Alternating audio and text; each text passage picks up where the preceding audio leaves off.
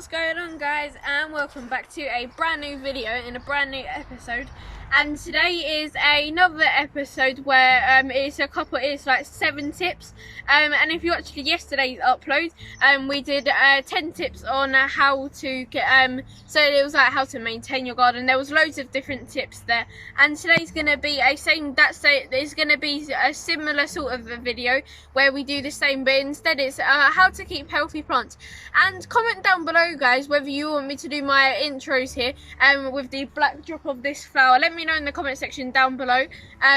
You've seen a couple of different spots in the garden. Let me know where you'd like me to do my intros, and maybe with the examples that you give, maybe I could do a couple intros there and a couple intros wherever you guys say, because I wanna see what you guys want to see in the intros in the videos. But let's get on with tip number 1.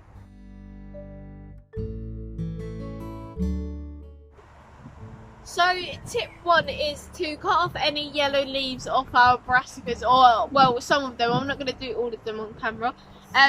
But so there's one here, and I'm using the side cutters because it just means that I can get a cleaner cut. So I'm going to try and get it as close as I can.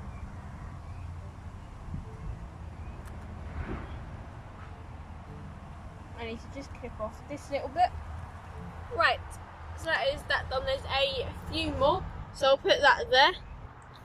So the reason we're doing this one is more air circulation, which means less chance of disease, and then less chance of disease also means healthier plants, which is the goal of this episode.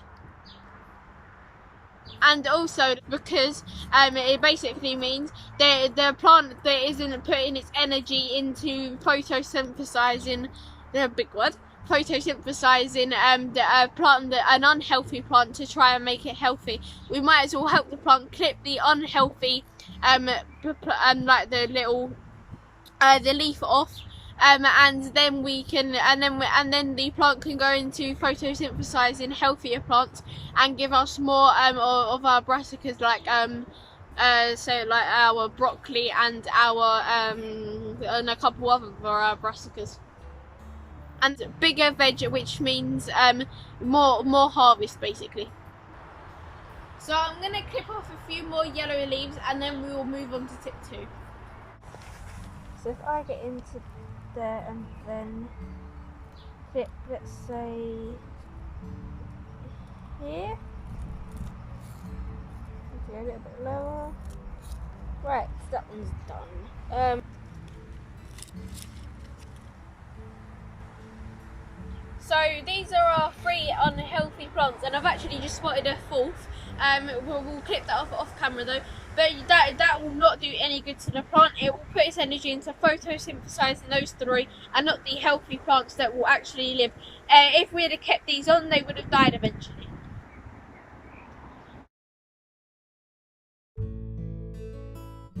So tip number 2 is don't water every day.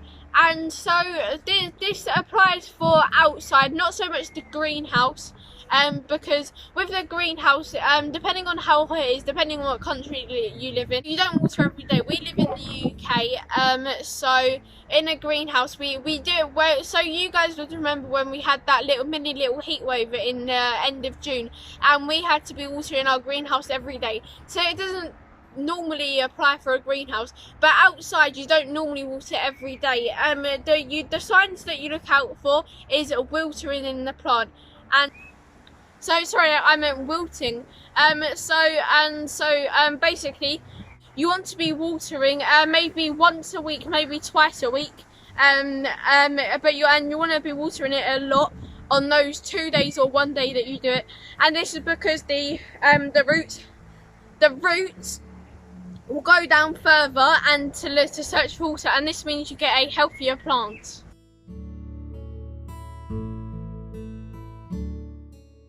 So tip 3 is don't plant too many things in one place.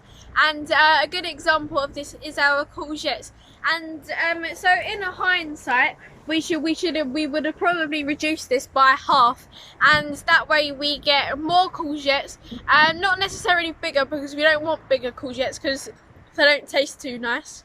Well, they taste fine, but the smaller you get them, the sweeter they are. So a good example of how we've actually managed our space well is the square foot gardening. And so it's 1 brassica to a square foot, or 16 parsnips to a square foot. But you can check out our square foot gardening playlist, which I will create tonight. So you guys can check that out. So basically, if you don't know what a playlist is, it's basically where you get a group of videos that are about the same topic, and basically you put them together in a group, and it's called a playlist. So, and I'll name it Square Foot Gardening, and so you can go check out some of the videos and it will help you along how to guide you along with where to plant where and how.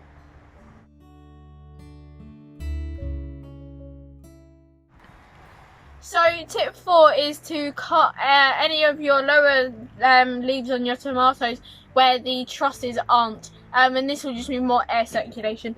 So I'm going to bend down here now, and let me just get comfortable. Right, so if we move this back, you can see that there's a couple trusses, and I'm just going to clip.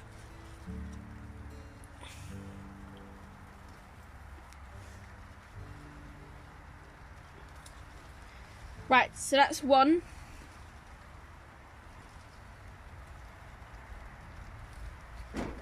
That's 2.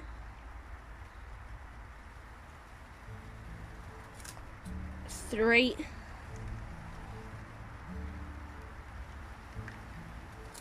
4.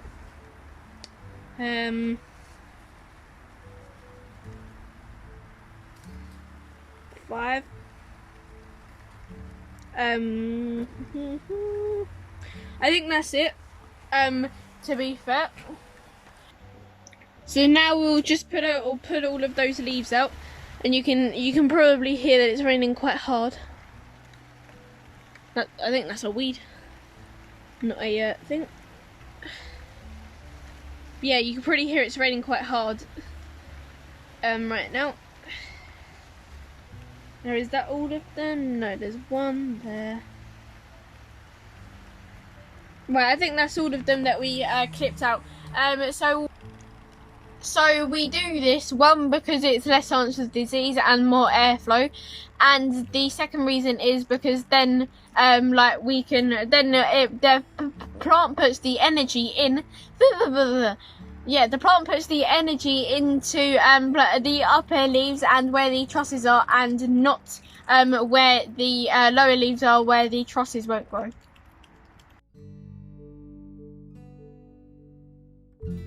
Tip 5 is so if you've got plants that aphids might be like to attack or eat the leaves, you consider companion planting, or don't even consider it, do companion plant. And I've got a video out on that. I think it's just called companion planting, or you could just search it in the Grow Your Imagination search bar. You could pretty find it quite easily. That's probably the quickest way to find it. And also like with cucumbers, it's good with marigolds. So is squash, and a couple other items like lettuce is a good one with marigolds, and then spring onions is good with brassicas. So we've got a couple of spring onions dotted around.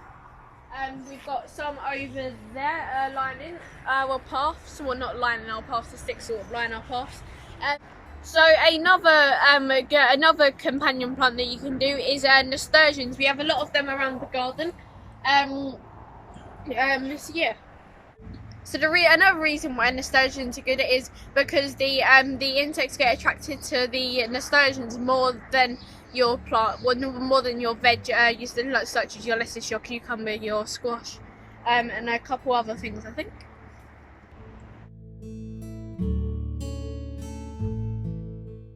So tip 6 is to clip up plants that are too big, and a good example of this is our cucumbers, our tomato, and our monstera and runner beans.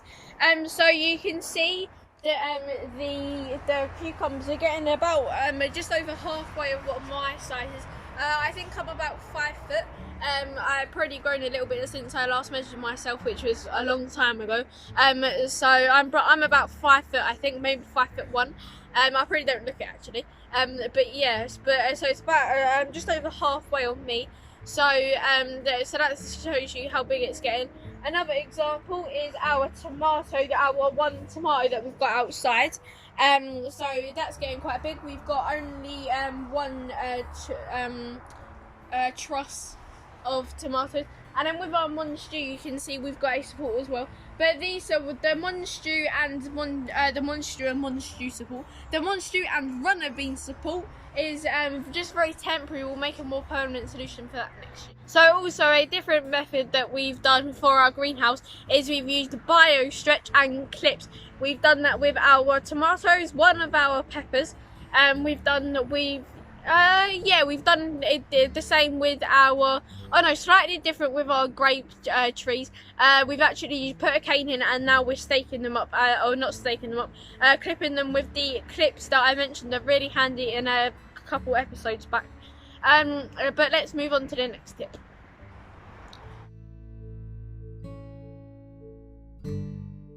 Tip 7 is basically don't leave your veg on the ground, and a good example of this is with our strawberries.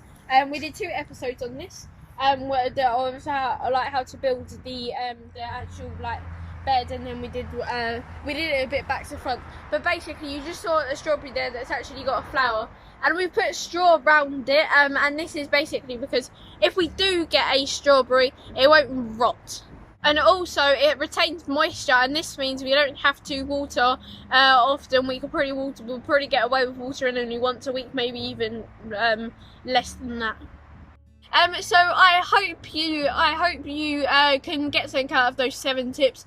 How to keep your hair, how to keep healthy plants, and that was the whole goal of today's episode.